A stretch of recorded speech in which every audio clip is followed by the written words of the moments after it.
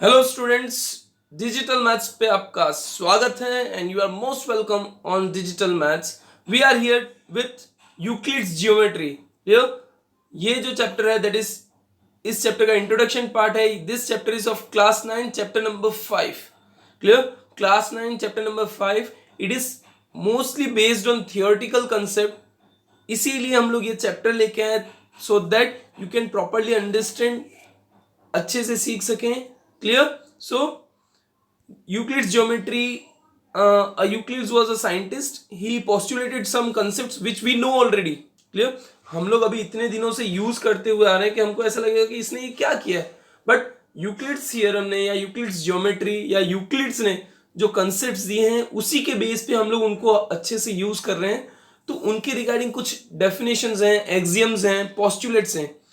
देखो, पोस्टुलेट्स क्या होते हैं, एक्सियम्स क्या होते हैं, means the things which can not be proved. Postulates जो है हम लोग प्रूव नहीं कर सकते, that has to be accepted. Clear?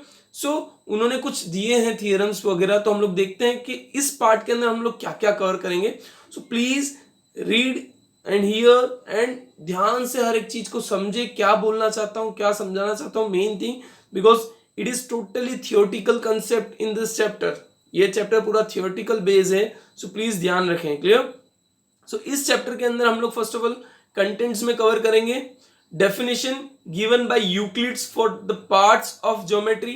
कुछ ज्योमेट्री के पार्ट्स हैं, उसकी रिगार्डिंग डेफिनेशंस हैं यूक्लिड्स की, वो हमको समझनी है और आगे बढ़ना है। Then basic axioms of Euclid's, जो हम लोग को मानना ही है कि और हम लोग यूज करते हैं, दैट इज नो इश्यूज, हम लोग अभी भी यूज कर ही रहे हैं, फिर भी हमको समझने जरूरी है कि उन्होंने क्या एक्सियम्स दिए हैं। पोस्टुलेट्स ऑफ यूक्लिड्स, यूक्लिड्स ने क्या पोस्टुलेट्स, मतलब कुछ ऐसे फैक्ट्स जो हमको एक्सेप्ट करने पड़ते हैं। Then axiom 5.1 and theorem 5.1, this are the concepts और this are the points which we are going to cover in this topic. इसके बाद हम लोग एक्सरसाइज 1.1 और एक्सरसाइज 1.2 पे जाएंगे इन नेक्स्ट सीक्वेंस और next video. Clear? So this is about Euclid's geometry or introduction to Euclid's geometry. So we will move on to the first of all definition given by Euclids for different parts, clear, of geometry. First, Euclids was the Euclids, clear, so he gave all the points. So definition of first point, what do you mean by point? देखो point जो है, point is that which has no part. देखो आप खुद देखोगे, suppose ये point है, आपको दिख रहा है पॉइंट, इसका नहीं लेंथ है नहीं ब्रेड्थ है, कुछ नहीं, just it is a point. So it is defined as a point is that which has no part at all. Point is that which has no part at all. So ये definition आपको याद रखनी है, और अगर note down करते हो तो नोट डाउन भी कर लो। That is a point is that which has no part, कोई भी पार्ट नहीं होता। Then second is a line is breathless length. A line is breathless length, मतलब सपोज ये एक लाइन है, देखो लाइन की लेंथ है, ठीक है, लेंथ रहेगी बट उसकी कोई ब्रेथ नहीं होती है, इसीलिए इसको कहा जाता है लाइन इज ब्रेथलेस लेंथ, यानी उसके अंदर कोई ब्रेथ नहीं होती, विड्थ नहीं होती। लाइन जस्ट अ रे है, या यू बोल सकता हूँ स्ट्रेट लेंथ है, उसकी कोई भी विड्थ नहीं होती। डायमेंशंस में सिर्फ लेंथ होता है, ब्रेथ या हाइट कुछ भी नहीं होता, इसलिए उसको कहा जाता है line is breathless length. So ये डेफिनेशन भी याद रखनी है आपको, a line is breathless length, और नोट डाउन करो तो नोट डाउन कर लो, otherwise you should remember. Third, the end of lines are points. ये तो हमें भी पता है कि एक लाइन जो है बहुत सारे पॉइंट से बनी हुई होती है, एक लाइन जो है बहुत सारे पॉइंट से बनी हुई होती है। सो उसके एंड भी पॉइंट से ही होंगे। तो जैसे सपोज ये लाइन है, क्लियर, तो इस लाइन के एंड्स क्या होंगे, यहाँ पे जो है और यहाँ पे जो है एंड क्या होंगे, पॉइंट ही होंगे ना, क्योंकि लाइन क्या है, बहुत सारे पॉइंट से बना हुआ होता है।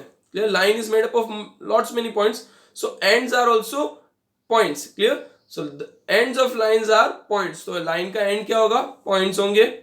Then a straight line is line which lies evenly with the point on itself. A straight line is a line which lies evenly with points on itself, मतलब इसके ऊपर बहुत सारे पॉइंट्स होते हैं, मैंने जैसे बोला इन्फिनाइट नंबर ऑफ पॉइंट्स होते हैं लाइन के ऊपर। So a straight line is a line which lies evenly with points on itself, उसके ऊपर पॉइंट्स होते हैं बहुत सारे। क्लियर?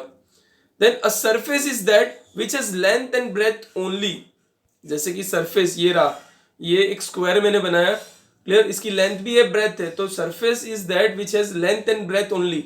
सरफेस मतलब प्लेन सरफेस, हम लोग हाइट नहीं होगी उसमें, सिर्फ और सिर्फ क्या होगा, लेंथ एंड ब्रेथ। तो सरफेस है only length and breadth, that is known as surface. The edges of surface are lines. देखो अब सरफेस, सपोज मैंने ये सरफेस बनाया है, क्लियर, अब ये पूरा कवर्ड है, तो इसके एजेस जो है लाइन है, देखो एजेस मतलब एंड पॉइंट, सो ये सारी की सारी लाइंस है, so edges are always line, so the edges of surface are line. तो कोई भी सरफेस ले लो आप, ठीक है, उसका एजेस जो लाइन होंगे। आप फिर आने बोलोगे सर्कुलर सरफेस ले लो तो लाइन होंगे, तो हाँ नो डाउट, पर कर्व्ड लाइन होगी, लाइन ही होगी but it is curved line. So edges of surface, suppose मैं लेता हूं रेक्टेंगल, तो इसके एजेस ये रहे, तो एजेस क्या है, लाइन है, straight line, so edges of surface are lines. Then a plane surface is a surface which lies evenly with the straight line on itself। मतलब एक प्लेन सरफेस क्या होता है, उसके ऊपर इन्फिनाइट नंबर ऑफ लाइंस होती है। जैसे कि सपोज प्लेन सरफेस ये रहा, क्लियर, तो प्लेन सरफेस के ऊपर आप देखोगे पूरा पूरा कवर होता है, सो इन्फिनाइट नंबर्स ऑफ लाइंस होती हैं, ठीक है, बहुत सारी लाइंस, सारी की सारी लाइंस एक साथ होगी तो जाके वो इन्फिनाइट नंबर्स ऑफ लाइन से बना हुआ रहता है। So a plane surface is surface which lies evenly with a straight line on itself. तो अब इससे आप क्या सीखे, एक तो पॉइंट, ठीक है, point is that which has no part, a line is breathless length, the end of line are points, the straight line is a line which lies evenly with the point on itself, a surface is that which has length and breadth only, the edges of surface are lines, the plane surface is surface which lies evenly with the straight lines on it। मतलब एक line के ऊपर infinite number of points होते हैं और एक plane surface के ऊपर इन्फिनाइट नंबर्स ऑफ लाइंस होती है। ये चीज याद रखने हैं आपको यूक्लिड्स थ्योरम के डेफिनेशन के बेस पे, क्लियर। नाउ अब हम लोग मूव ऑन करते हैं, उसके कुछ बेसिक एक्सियम्स हैं, यूक्लिड्स के कुछ बेसिक एक्सियम्स हैं, उसको हमको समझना जरूरी है, clear. Basic axioms of Euclid's, ध्यान से समझना क्या कहना चाहते हैं, क्या समझना चाहते हैं। That is first, things which are equal to the same thing are equal to one another. Things which are equal to same thing are equal to one another, मतलब suppose A is equal to C और B is also equal to C, मतलब अगर ए सी के बराबर है, B भी सी के बराबर है, तो A is equals to B, यानी the things which are equal to the same thing, मतलब ए भी सी के बराबर हुआ, बी भी सी के बराबर हुआ, तो ए और बी दोनों इक्वल होंगे। Means if A is equals to C, मतलब दो चीजें हो गई, टू थिंग्स, ये दो चीजें हैं जो दोनों सी के बराबर है, तो ए और बी दोनों इक्वल होंगे। दैट इज, ये बेसिक एग्जाम्स ये बोलना चाहते हैं। देखो आप लोग बोलोगे सर ये तो हम यूज करते ही हैं, I know we are using this thing, but ये यूक्लिड्स के थियरम्स हैं, बेसिक ज्योमेट्री, जिसकी वजह से हमें पता है कि equals are equal to the same thing. अगर दोनों सेम थिंग के इक्वल है तो वो दोनों भी इक्वल होंगे। सो फर्स्ट बेसिक एग्जाम्स ये था। Second, if equals are added to equals the whole are equal, मतलब suppose A is equals to B and C is equals to D, ठीक है, ए बी के बराबर है, सी डी के बराबर है, दोनों इक्वल है, तो ए प्लस सी, अगर मैं ये इक्वल इस इक्वल के साथ ऐड करूं तो वो दोनों इक्वल होंगे। मतलब equals are added to equals, मतलब ए और बी दोनों इक्वल थे, सी और डी दोनों इक्वल है, अगर ए और सी को ऐड करूं, बी और डी को ऐड करूं, तो दोनों के इक्वल्स हमेशा इक्वल होंगे। चीज समझना, जैसे if equals are added to equals तो होल आर इक्वल, मतलब सपोज 2 इक्वल्स टू 2 होता है, 3 इक्वल्स टू 3 होता है, ऑब्वियस सी बात है, तो मैं इन दोनों को ऐड करूंगा तो वो दोनों भी इक्वल होंगे। जैसे 2 + 3 क्या होता है 5, तो 5 is always equals to 2 + 3 that is 5, यानी equals are added to equals. अगर दो इक्वल चीजों को ऐड किया जाए तो उनके होल भी इक्वल होंगे, मतलब उन दोनों के पार्ट्स जो हमने ऐड किए हैं वो भी इक्वल होंगे। क्लियर, बेसिक एक्सियम्स हैं, ये हम लोग यूज करते हैं। तो आप लोग ऐसा सोचेंगे सर ये तो क्या है, ये तो चीज क्या हुई, बट भाई यूज क्यों करते हैं, क्योंकि इन्होंने प्रूव किया है। अगर इन्होंने प्रूव नहीं किया होता तो हम लोग यूज भी नहीं कर पाते। अभी आप 2 = 2 भी नहीं बोल पाते अगर इन्होंने प्रूव नहीं किया होता तो। Clear, if equals are subtracted from equals the remainders are equal, मतलब अगर a इक्वल टू b है, c इक्वल टू d है, तो a minus C is always equal to b minus D. मतलब इक्वल में से कोई इक्वल चीज सब्ट्रैक्ट करते हैं, ठीक है, जैसे a इक्वल टू b था और c इक्वल टू d है, दोनों में से a में से मैंने c माइनस किया, b में से d माइनस किया, तो उन दोनों का जो आंसर आएगा that will be also equal, means a minus C will be equal to b minus D. तो कैसे, क्लियर? सो आप सपोज करो कि मैंने एक नंबर लिया 5 इज इक्वल्स टू 5, फिर दूसरा लिया 3 इक्वल्स टू 3, तो 5 माइनस 3 करूं that is 2 will be always equals to 5 minus 3, क्योंकि इन दोनों को माइनस करो, इन दोनों को माइनस करो, आंसर सेम होगा। So that is if equals are subtracted from equals the reminder are equal. Obvious ही बात है, याद रखना हर एक चीज को, clear? Fourth, things which coincide with one another are equal to one another. things which coincide मतलब सपोज एक स्क्वायर है, दूसरा स्क्वायर उसके एग्जैक्ट इक्वल आ रहा है, उसके ऊपर कोइंसाइड हो रहा है, मतलब उसके ऊपर एग्जैक्ट डिक्टो टू डिक्टो आ रहा है, लेंथ से लेंथ मैच हो रही, ब्रेथ से ब्रेथ मैच हो रही, whatever, so the both are equal, तो दोनों इक्वल होंगे। जैसे सपोज मैंने लिया सर्कल, अब दूसरा सर्कल जो ले रहा हूं वो भी एकदम डिक्टो टू डिक्टो सेम उसके ऊपर कवर हो रहा है, तो वो दोनों इक्वल होंगे। So things which coincide with one another are equal to one another, मतलब ऐसी चीजें जो एक दूसरे के ऊपर परफेक्टली कोइंसाइड हो जाती है वो दोनों एक दूसरे के इक्वल होगी, कंपलसरी है, वो दोनों एक दूसरे के इक्वल होगी। क्लियर? समझना हर एक चीज को। Then the whole is greater than part, obvious सी बात है, सपोज आप पिज्जा खा रहे हो, भाई पिज्जा ऐसा होता है कुछ, ये पूरा पिज्जा है दैट इज होल पिज्जा, और उसका एक छोटा सा पार्ट है ये सपोज, तो ऑब्वियस ही बात है ये जो पूरा पिज्जा होगा वो उसके पार्ट से बड़ा होगा। So the whole is greater than its part, obvious ही बात है पूरा पिज्जा छोटे से पार्ट से तो बड़ा ही होगा, तो हमेशा याद रखना है। और हमें पता है, देखो आप लोग बोलोगे सर ये क्या चीज समझा रहे हो, पता नहीं चल रहा है, बट ये चीज हमें इसीलिए पता है क्योंकि हमको बताया गया। बाकी आपको a equal to A teacher सिखाता है तो आप बोलते हो हाँ a is equal to A, बाकी हमें क्या पता है ए है या बी है। क्लियर? तो वैसा ही है कि यूक्लिड्स ने कुछ थियरम्स या बेसिक एक्सियम्स निकाले हैं, उसी के बेस पे हम चलते हैं, that is the whole is greater than the part. Clear? 6, the things which are double of the same things are equal to one another. Suppose a is equals to double of c and b is also equal to double of c, दोनों किसी के double हैं। Clear? सो क्या होगा, a will be also equals to b, obvious ही बात है दोनों इसके डबल हैं, c के डबल हैं, b भी c का डबल है, a भी c का डबल है, तो a और b दोनों इक्वल होंगे। So things which are double of the same things are equal to one another. समझ में आया? a is equals to double of c, b is equals to double of c, तो दोनों c के double का equal है, तो a will be always equals to b। ये चीज आपको समझनी है। उसी तरीके से डबल की जैसे बात हुई वैसे हाफ की आती है। If a is half of c and b is also half of c then a is equals to b, तो a और b दोनों इक्वल होंगे। So same things which are half of the same thing, half of the same thing are equal to one another, यानी कोई चीज अगर half है किसी के तो वो इक्वल होगी। क्लियर? समझ में आ रहा है? Now postulates of Euclid's. Postulates of Euclid's मतलब कुछ ऐसे चीज जो हमें एक्सेप्ट कर लेने हैं जिसके प्रूफ नहीं होते। क्लियर?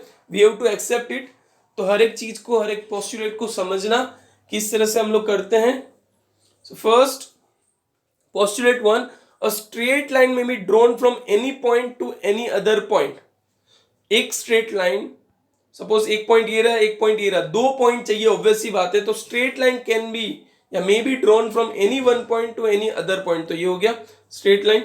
उसी तरीके से यहाँ पे है तो straight line। postulates accept कर लो, clear, कि भाई एक straight line किसी भी पॉइंट से किसी भी और पॉइंट तक ड्रॉ कर सकते हैं, सो that is a straight line. Clear? So suppose यहाँ पे और यहाँ पे दो पॉइंट है, दोनों को ज्वाइन कर दो तो it is a straight line. So postulate 1, a straight line may be drawn from any one point two any other point. Postulate 2, a terminated line can be produce indefinitely. A terminated line मतलब एक line जो है जिसको हमने terminate कर दिया है, चलो सपोज इस तरह से रोक दिया है, उसको हम चाहे उतना आगे बढ़ा सकते हैं, कोई ज़रूरी नहीं है, भले टर्मिनेट कर दिया लेकिन हम चाहे उतना आगे बढ़ा सकते हैं। Length could be extended indefinitely, मतलब जितना चाहो उतना पूरा बढ़ाते रहो। सपोज मेरी लाइन इतनी सी है, मैं चाहूँ तो इसको इतना बढ़ाऊँ, इतना बढ़ाऊँ, इतना बढ़ाऊँ, और वो भी दोनों साइड से, एक साइड से नहीं। सपोज लाइन ऐसे ड्रॉ की तो यहाँ से भी बढ़ सकती है, यहाँ से भी। मेरी लाइन सपोज यहाँ पे ही है, ए और बी टर्मिनेट कर दी, लेकिन मैं इसको चाहूँ तो यहाँ तक सी तक बढ़ाऊँ, यहाँ तक डी तक बढ़ाऊँ, as you wish. So a terminated line can be produce indefinitely, दोनों तरफ से इनडेफिनेटली तक, मतलब बहुत इन्फिनिट तक बढ़ा सकते हो। Postulate 3, a circle can be drawn with any center and any radius.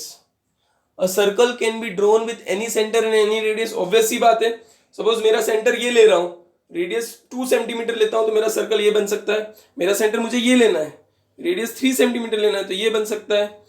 मेरा रेडियस सपोज सेंटर मुझे यहाँ लेना है और रेडियस इधर इतना बड़ा लेना है, तो depends on us. So a circle can be drawn with any centre and any radius, कोई भी रेडियस के साथ और कोई भी सेंटर के साथ ड्रॉ कर सकते हो। आप चाहो तो किलोमीटर्स में रेडियस लो, मीटर्स में लो या सेंटीमीटर्स में लो, that is up to you. So कोई भी सेंटर ले सकते हो और कोई भी रेडियस ले सकते हो। आप बोलोगे सर ये तो हमें पता ही है, हाँ ऑब्वियस सी बात पता है, लेकिन ये सब क्यों पता है? क्योंकि यूक्लिड्स ने आपको बताए हैं, बहुत पहले बता दिए हैं, जो हमको फीड किए जाते हैं, हमारे बचपन से एक एक चीज फीड की जाती है। सो दैट इज द थिंग कि हमें पता है, वरना हमें पता नहीं होता है। Clear? Postulate 4, all right angles are equal to one another. बोलोगे सर यहाँ ये तो पता ही है ना यार, सारे के सारे राइट एंगल्स मीन सारे के सारे 90 डिग्रीज, और सारे के सारे 90 डिग्रीज तो इक्वल ही होते हैं। हाँ सही बात है। सो ये भी एक पोस्टुलेट है यूक्लिड का कि ऑल राइट एंगल्स यानी सारे के सारे 90 डिग्री इक्वल होते हैं। ऑब्वियस सी बात है, हंसी आ रही होगी, बट क्या करें, जो चीज है वो है। All right angles are equal to one another. Postulate 5, if a straight line falling on two straight lines, if a straight line falling on two straight line makes the interior angles on the same side of it taken together less than two right angles, then the two straight line if produced indefinitely meet on the side of this on which the sum of angle is less than two right angles. देखो question को समझना, पहले तो उन्होंने क्या बोला, दो straight line है सपोज, क्लियर, ऐसे कुछ जिसके ऊपर थर्ड लाइन बन रही है। अगर वो इंटीरियर एंगल्स, जैसे सपोज ये वाले दोनों इंटीरियर एंगल हुए, ठीक है, इंटीरियर एंगल्स, ये दोनों इंटीरियर एंगल्स दो right angles means less than 180 degree हो रहा है इन दोनों का एडिशन। सपोज एंगल 1 और एंगल 2 है, so angle 1 plus angle 2 less than 180 degree हो रहा है। क्लियर? तो ऑब्वियस सी बात है, जिस तरफ वो लेस देन है उस तरफ वो आगे जाके मीट करेंगे, कहीं ना कहीं मीट होंगे। सो वो यही कहना चाहते हैं कि अगर एक लाइन दो लाइन के ऊपर कहीं पे इंटरसेक्ट हो रही है और उसके interior angle less than 180 degree है, सपोज ये एंगल 1 और angle 2, so 1 + 2 is less than 180 degree. दो राइट एंगल मीन्स 180 डिग्री होता है, क्लियर, लेस देन 180 डिग्री है, तो वो आगे जब एक्सटेंड करोगे आप तो they will meet at some point, तो वो दोनों इंटरसेक्ट करेंगे उसी डायरेक्शन में, जहां पे लेस देन 180 डिग्री है उसी सेम डायरेक्शन में वो लोग आगे जाके मीट करेंगे। तो क्वेश्चन समझना, if a straight line falling on two straight lines, so two straight lines, clear, उसके ऊपर गिर रही है, ठीक है, the interior angles on the same side taken together less than two right angles, अगर ये इंटीरियर एंगल है जो less than two right angle ले रहे हैं, then the two straight line if produced, अगर दो स्ट्रेट लाइन को अगर हम लोग प्रोड्यूस करें indefinitely meet on that side on which the sum of angle is less than two right angles, मतलब वो उसी डायरेक्शन में मीट करेंगे। तो यहाँ पे तो क्या दोनों दूर जाते जाएंगे, एक दूसरे से दूर होते जाएंगे, बट यहाँ पे अगर हम सेम डायरेक्शन में प्रोड्यूस करेंगे तो वो दोनों एक जगह मीट करेंगे, इंटरसेक्ट हो जाएंगे। So this was the 5th postulates. So पांचों पोस्टुलेट्स को ध्यान रखना, समझना, क्लियर। एक्सरसाइज में इसका सॉल्यूशंस वगैरह या कुछ पूछा जाएगा तो आपको ध्यान रखना है, क्लियर। नाउ एक्सियम 5.1, एक्सियम 5.1 समझना क्या एक्सियम है। Axiom 5.1, given two distinct points there is unique line that passes through them, मतलब अगर दो पॉइंट दिए ना हमको तो वो दो पॉइंट से सिर्फ और सिर्फ एक ही लाइन पास हो सकती है, उससे और कोई लाइन पास होगी नहीं कभी भी जिंदगी में। अगर कोई भी दो पॉइंट ले लो, सपोज मैं ये और ये लूं तो यहां से सिर्फ एक ही लाइन पास होगी, आप बोलोगे मुझे दूसरी लाइन पास करनी, तो दूसरी लाइन कैसे होगी, वो उसी जगह से पास होगा जहां से वो दोनों जा रहे हैं। सो कोई भी दो पॉइंट्स हो, ठीक है, कोई भी दो पॉइंट्स हो, उसके ऊपर हमेशा और हमेशा एक ही लाइन होगी। तो ये चीज आपको दिमाग में फिट होना चाहिए। Only and only one line is possible to pass through, या unique line is possible to pass through any two points. Suppose आप बोलोगे नहीं मैं तो ज्यादा कर सकता हूं, तो करके बताओ भाई, ये लाइन है तो दूसरी आप बोलोगे ऐसे पास होती है, तीसरी नहीं, दोनों पॉइंट से पास होने वाली लाइन का पूछा है। बाकी एक पॉइंट से तो मैं चाहूं तो इन्फिनिट लाइन बना सकता हूं भाई, एक पॉइंट से चाहूं मैं, ये एक पॉइंट है तो इससे तो इन्फिनिट नंबर्स ऑफ लाइन में पास ऑन करता रहूंगा, तो अब चलते रहेगा। पर इधर क्या बोला है, गिवन टू डिस्टिंक्ट पॉइंट्स, मतलब दो पॉइंट्स दिए हैं, वहां से आपकी सिर्फ और सिर्फ एक ही लाइन पास होगी, दो लाइन कभी भी पास नहीं होगी, ये चीज याद रखना है। This is axiom 5.1। Then theorem 5.1, theorem 5.1 is, theorem 5.1, two distinct lines cannot have more than one point in common। दो अलग अलग लाइन, सपोज ये एक लाइन है और ये दूसरी लाइन है, तो उनके एक पॉइंट से ज्यादा कॉमन पॉइंट हो ही नहीं सकता। टू लाइंस जो इंटरसेक्ट कर रहे हैं उनका एक ही कॉमन पॉइंट होगा, उससे ज्यादा नहीं। या तो फिर वो पैरेलल हो जाएगी, एक भी पॉइंट कॉमन नहीं होगा, या फिर उनका सिर्फ और सिर्फ एक ही लाइन पॉइंट कॉमन हो सकता है। अगर दो एक से ज्यादा पॉइंट कॉमन है, सपोज मैं बोलता हूं कि भाई एक से ज्यादा पॉइंट कॉमन है, तो वो दोनों एक ही लाइन होगी, वो दोनों दो लाइन नहीं होगी। They both will be only on same line, क्योंकि मैंने अभी इससे पहले क्या बताया था कि अगर दो पॉइंट से पास हो रही है तो वो एक ही लाइन है, उससे ज्यादा लाइन पॉसिबल ही नहीं है। सो सेम चीज, अगर एक से ज्यादा पॉइंट कॉमन आ रहा है तो वो सेम लाइन होगी, दूसरी लाइन पॉसिबल नहीं है। अगर दो लाइन है तो उनका कॉमन पॉइंट सिर्फ और सिर्फ एक ही पॉइंट पॉसिबल है, उससे ज्यादा पॉसिबल नहीं है। सो ये पूरा इंट्रोडक्शन पार्ट था यूक्लिड्स थ्योरम का। आपको समझना है, एक एक चीज को पता करनी है, उसके अकॉर्डिंग आप प्रिपेयर करें, क्योंकि आपको पता ही है we are going to take conduct test as well. So आप हर एक चीज को प्रिपेयर करें। इसके बाद हम लोग एक्सरसाइज 5.1 और 5.2 का वीडियोस लेके आएंगे। So till then thank you very much, और इसी तरह से आप प्रिपेयर करते रहो और टेस्ट देते रहो। So thank you very much.